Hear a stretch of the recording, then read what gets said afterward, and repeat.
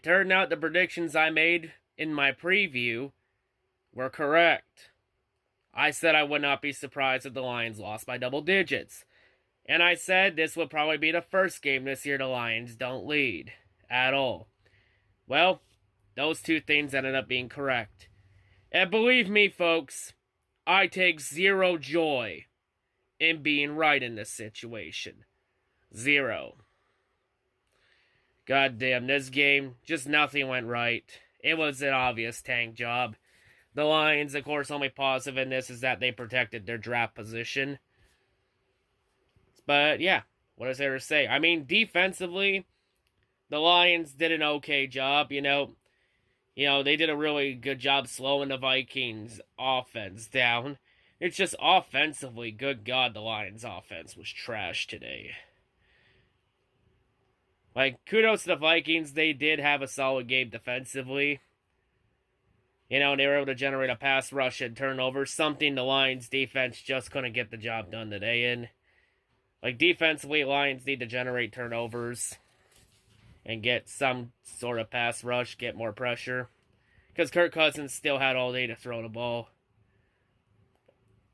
But, hey, the Lions' offense needs to get better. Like, you're not going to win many games getting a total of 66 total yards in the first half. Good God.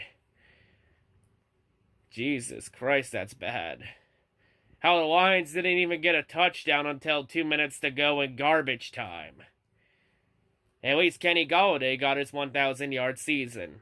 That's the one positive we'll take out of this. And he still leads the NFL in touchdowns by a receiver. So I guess that's the only positive we can really take out of this. That and Trey Flowers got his 6th sack of the season. Bo Scarborough, he was pretty meh. I mean, he wasn't good, but he wasn't 100% terrible. I mean, he did a decent job considering the Vikings had a top 5 run defense. But oh well. David Blow, he had a number of bad throws. Like, first couple plays of the game, his passes were batted down. Like, god damn it. David Blow's just playing like a backup quarterback. He had a pretty solid first game against the Bears. Just this week, complete 180, You have a good game and then a bad game, It's just life. So yeah, Lions lose 20-7. Second time this year the Lions have lost by double digits. Both times have been to the Vikings. Ouch. The Lions are now 0-5 in the division. And this is the first game this year that the Lions have failed to lead at all. After leading in the first 12 games of every game. Just the Lions, they gotta find a way to finish these games because of the blown leads. At least another positive today is that the Lions didn't blow a fourth quarter lead. Very simple thinking. You can't blow a fourth quarter lead if you don't lead at all. Oh well. So yeah, the Lions, just another loss on the road. Like, they need to learn how to win games on the road.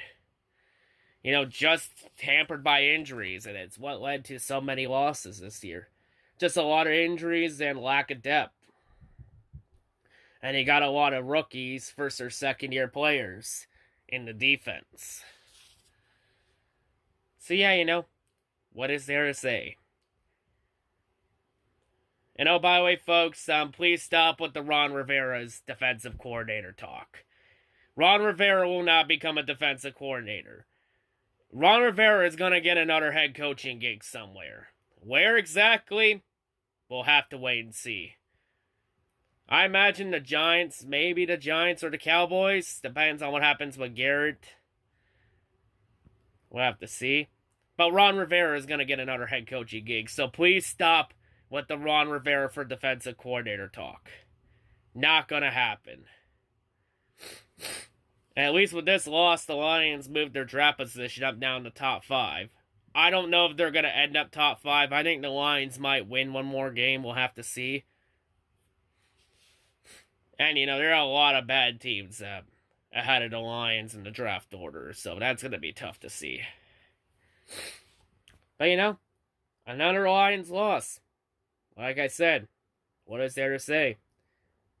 Not much to talk about. Lions lose 20-7. And oh, by the way, this wasn't the only loss the Lions had this week. Because remember the NFL and how the Lions handled Matt Stafford's back injury in Week 10? Apparently, according to the NFL, that violated code of conduct. So as a result, the NFL has dropped the hammer on the Detroit Lions organization. The end result, the Lions organization fined $75,000. Matt Patricia fined $25,000. And Bob Quinn fined $10,000. So a total of $110,000 of fines total paid to the Ginger Hammer. Ouch. And remember that fine, because that could play a big factor in the offseason. And if free agents want to come over, that's going to be a big blow in the offseason. For how everyone else views the Lions as an organization as a whole. Ouch, 2 L's in 1 week. That's fucking brutal. God damn. Man. At least the Pistons have a chance to turn around this year. As it seems they're slowly but steadily starting to get their shit together. But yeah, I imagine, Matt Patricia's not going to get fired. He's going to be staying for another year. Honestly, though, like I've said, it's the players. They're not executing. Like, Patricia puts them in every single position to succeed. The players just aren't executing to get the job done. Plus, a lot of injuries. Like, guys getting banged up left, right, and center. And just lack of depth. So yeah, like I said, the biggest need is pass rusher or anything on defense. Plain and simple, the Lions need to draft a defensive player in the first round. Enough said. But yeah, not going to keep everyone long for this review. Next week, Tampa Bay, Week 15. But with Tampa Bay's win, we'll have to see. I'm not sure if the Vikings win eliminates the Buccaneers from playoff contention or not. If it does eliminate Tampa Bay from playoff contention, then that means next week's game's a tank bowl. If not, then oh well. But yeah, anyway, that's all I got to say, folks. Hope everyone's a great day, and yeah. Peace out, and let's embrace the suck some more.